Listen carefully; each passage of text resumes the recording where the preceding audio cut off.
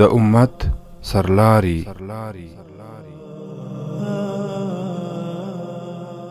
بسم الله الرحمن الرحيم. الحمد لله والصلاة والسلام على رسول الله وعلى آله وصحبه ومن والاه. أما بعد فقد قال الله تبارك وتعالى: أعوذ بالله من الشيطان الرجيم: وأعدوا لهم ما استطعتم من قوة ومن رباط الخيل ترهبون به عدو الله وعدوكم وآخرين من دونهم لا تعلمونهم الله يعلمهم. صدق الله العظيم. د افغانستان اسلامی امارت د ریاست الوزراء محترم اقتصادي مرستیال، د افغانستان اسلامی امارت د ملي دفاع وزیر، د کابینې اعضاو، د اسلامی امارت مسؤلینو، مجاهدینو، د رسنیو استازو او په دې تالار کې د ټولو قدرمنو حاضرینو په اجازه د موضوع په مناسبت د نه مخکې هم قدرمنو مشرانو ویناوې ودرلودلې او له دې نه وروسته به هم مشران موږ او تاسو ته ویناوې کوي.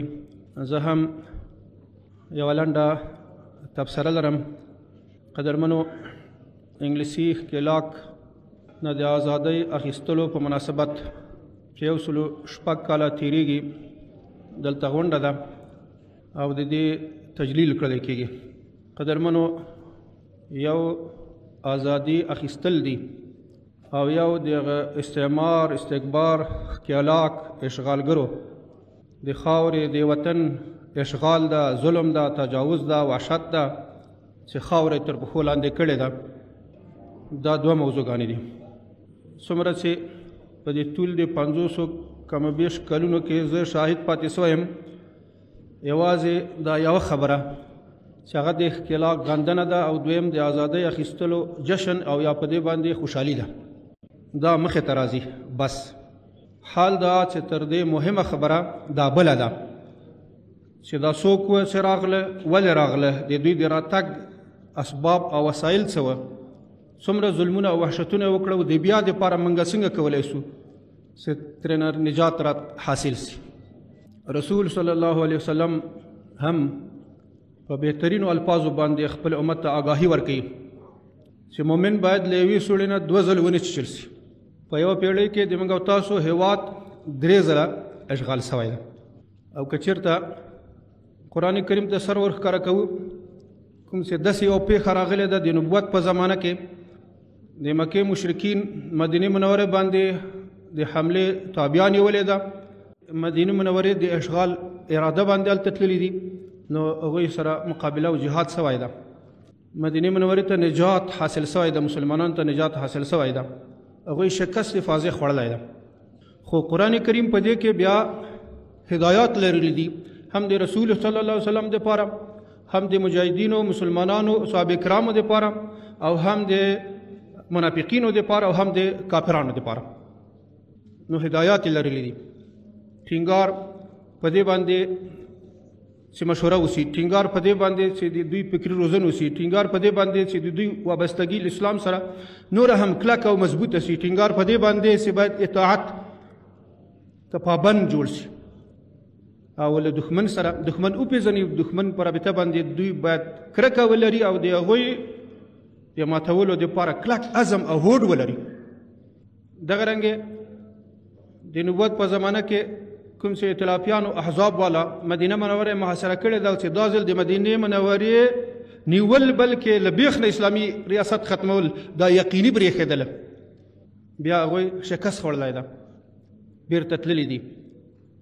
نو قرآن کریم هدایات لرلی دي په دې رابطه باندې، تبصره او بیان یې لرلی ده. نو پیغمبر صلی الله علیه وسلم او صحابه کرامو ته دا دستور ورکړی ده، هغه چې تر دې نه مخکې تاسو ته نه معلوم منافقین درته معلوم شو، هغه شاوخوا کوم چې د دغه احزاب او ائتلاف دپاره لاره برابره کړې وه تاسو ته معلوم شو. نو پیغمبر صلی الله علیه وسلم بیا اعلان کړی ده چې له دې نه پس به موږ به د دغسې صحنې شاهدان نه پاتې کېږو، یعنی دښمن نور نه توانېږي چې مدینې منورې باندې یرغل راوړي، په دغه اراده او تصمیم باندې راسي. د پیغمبر صلی الله علیه وسلم دا اعلان و، زیری و د خپلو مسلمانانو امتیانو دپاره، او دا د عقل او تجربې په تله کې هم تایید ده، ځکه هغه منافقین ښکاره سوله او دغه رنګې د مسلمانانو مجاهدینو پختګي د دوی کلک عزم او د هر قسم حالاتو په رابطه باندې د دوی صبر او استقامت او هغه تکتیکونه کوم چې نورې نړۍ تجربه کړي وو هغه دلته په کار باندې اچول د خندقونو جوړول او په الله تعالی باندې کلک اعتماد د الله تعالی نصرت په خپلو سترګو باندې لیدل دا هغه څه دي چې یقینا دښمن به دې نه پس نه توانېږي چې دغسې ارادې سره دلته راسي. هدف مې دا و تیرو حکومتونو کې که هغه شاهي زمانه ده که داود شاهي زمانه ده که د کمونستانو زمانه ده ټول دا ورځ لمانځلی سوې ده. ځینو سره خو به یې لمانځل نه ښایېدل بلکې د دوی دپاره شرم و چې باید چې دا خبره یې کړې وای خو بیا هم لمانځل سوې ده. لیکن ترکیز تر ډېره حده پورې فقط په دغه خبره چې موږ ازادي ترلاسه کړې ده او ډېر خو پکې له افراط نه کار اخیستی ده. شرعي اصول یې سل په سلو کې پښو لاندې کړي دي چې په دغسې لمانځلو کې نه حیا نه اخلاق نه چې د افغاني اصول نه هغه څه هغه ټول تخطیان یې ترېنه سوي دي چې دا د الله تعالی د قهر سبب ګرځېږي. نو که داسې مثال موږ ورته ورکړو چې یو سړي باندې د ملاریا شدیده تبه راغله میاشت دوه میاشتې دی کمپلک بالغ باندې سر ایښودو ته مجبور کړ نو بیا خو طبیعي ده دی به خپل علاج و معالجې ته مجبوره سوی ډاکټر ته به هم راغلی کلینیک ته به هم راغلی دواګانې به یې هم خوړلي د موږ تاسو په تېر طب باندې پوستکی به یې هم اچولی د غویې د خوسي او دغه رنګې نور ټول خو کله چې دی اوس روغ سه جوړ سه دی بیا خوشحالي کوي فقط او زیات نه زیات ګواښونه کوي هغې ته به ته چې ته خو بیا راسه ما ډاکټر لیدلی ده ما ګولۍ لیدلي ما دغه چاره ده. نو دا بیا د عقل او د تعقل خبره به نه مهمه دا ده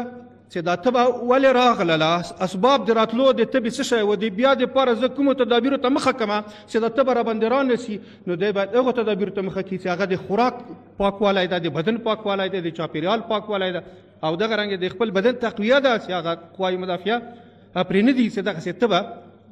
شدیده ورباندې راسي او دی میاشت دوه میاشتې بیا له کار نه وغورځوي تر بلستنې پورې محدود کړي. خو الحمدلله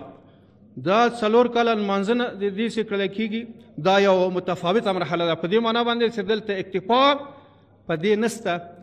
چې موږ ازادي حاصله کړې ده او بس بلکې دغه خبره هم مشران کوي او ورته توجه په پوره معنا باندې وجود لري چې څوک و چې موږ باندې یرغل وکاوه کوم ظلمونه وحشتونه را باندې وکړل او موږ مکلفیتونه څه دي چې هغو ته مخه کړو د بیا دپاره له دغسې ناورینو ناخوالو نه موږ ته او ملت ته او هېواد ته نجات حاصل لکه څنګه ما مثال د مریض ورکړ د صحت ساتلو دپاره د صحت دپاره دوه دغه دي یو وقایه ده بل څه د علاج ده خو وقایه تر علاج نه مخکې ده ځکه وقایه اسانه ده وقایه عقل ده وقایه تدبیر ده وقایه د هر چا په واس باندې پوره ده علاج خو بیا مجبوریت ده نو ته به نور ملکونو ته ځې د لاس د قطع کولو باندې به پیسې ورکوې زمانه به دې تېرېږي بیا به دې هم هغه صحت اعاده کېږي که نه کېږي اخو بیا تا مجبوریت جوړ شو. موږ که چېرته نبوي طب ته سر ورښکاره کوو نو زیاتتر ترکیز هغه په وقایه باندې ده. دغه هېواد امت او ټولنه دا هم د یو انساني جسد حیثیت لري لکه انساني جسد صحت دا ضروري ده چې دا باید وساتلی سي نو د دغې ټولنې د جسد صحت دا مهمه ده چې کومو تدابیرو ته اولویت کې راوستلی سي ورته مخه کړلی سي هغه وقایه ده. نو نسخه موږ ته قرآن کریم ښودلې ده هغه دغه آیات ده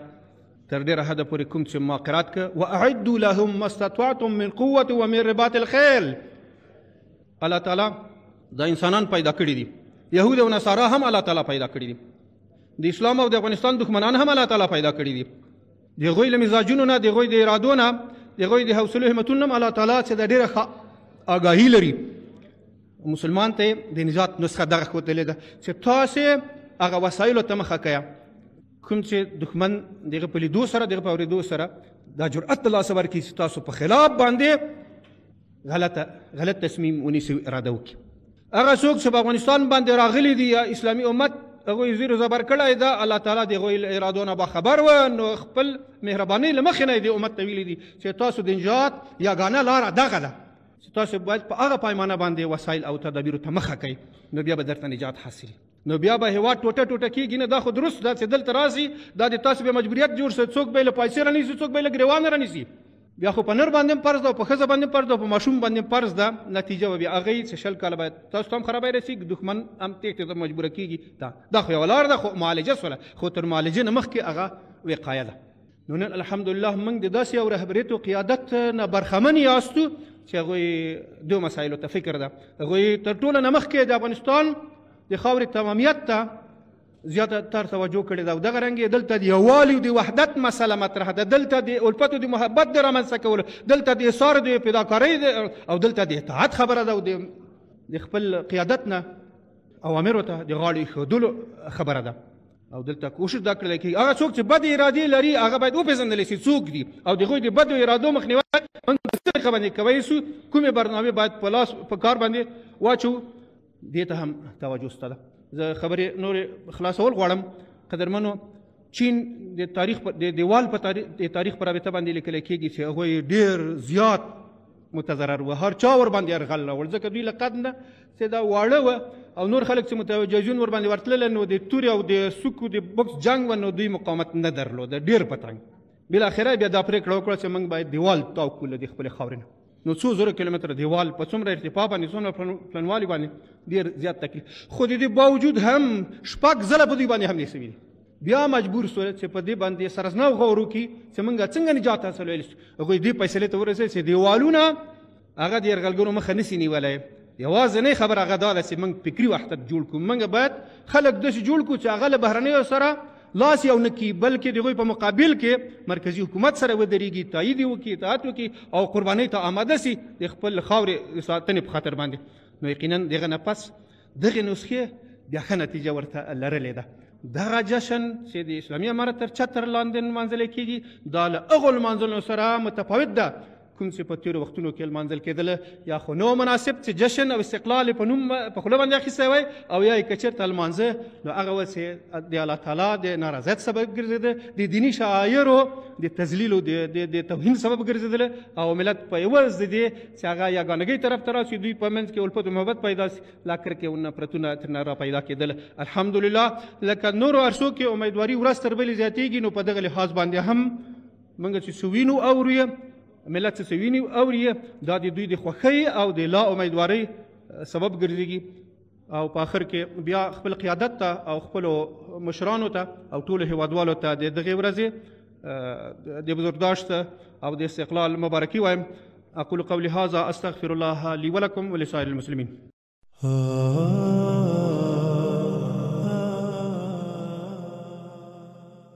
امت رادیو د مسلمه امت رسا غږ 106.5 FM